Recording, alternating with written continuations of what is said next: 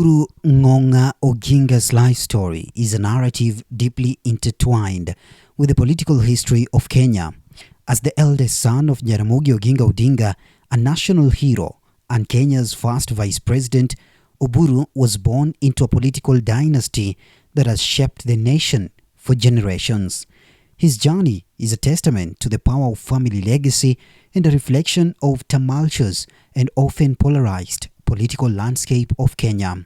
Born on October 15, 1943 in Bondo, Siaya County, Oburu's early life was anything but ordinary. He was raised in a household where political discourse and the struggle for independence were a daily reality. His father, Jaramogi Oginga Odinga, was a prominent and controversial figure who challenged colonial rule and later the post-independence government of the first president, Mzee Jomo Kenyatta. Oburu, the elder brother of Raila Odinga, was baptized and named after Chief Ngonga Molo. His father, Jaramogi Oginga Odinga, wanted his sons baptized with their African names. At the baptism ceremony, Jaramogi announced his son's name as Ngonga Molo Oburu.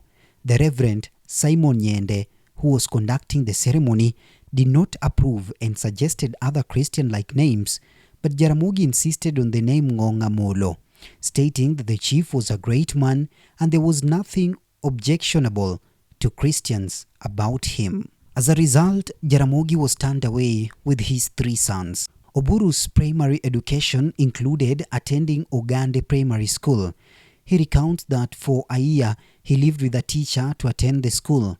During this time, he was subjected to mistreatment, being made to perform household chores and entertain guests, which left him with little to no time for his studies.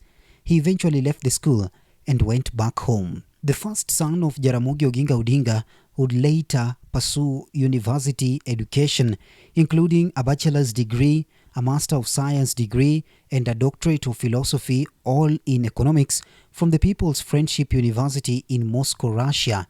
He earned his master's and bachelor's in 1967 and his doctorate in 1970. Upon his return to Kenya, rumors circulated that he had gone for military training in order to overthrow Mzee Jomo Kenyatta's government.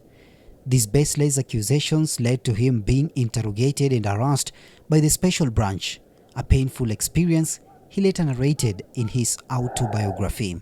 However, after his education, Oburu began his career as an economist, working for the Kenyan Ministry of Planning and National Development from the year 1981 to 1994.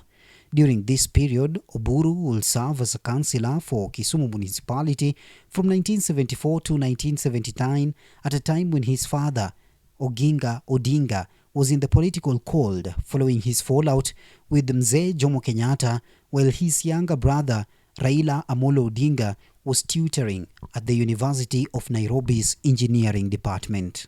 Things will take a momentous turn for the Odinga family when Kenya adopted a multi-party system 15 years later.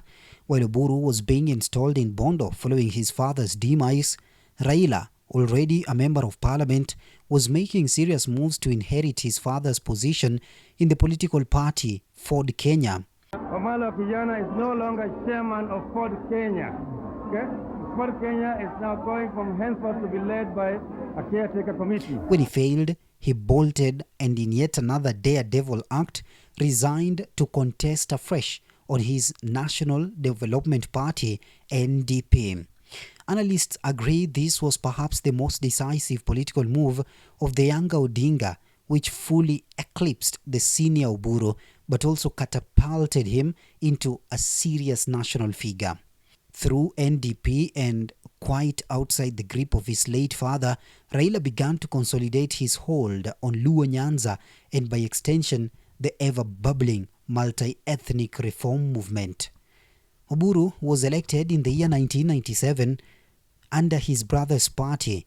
He was elected again in 2002 and again in 2007.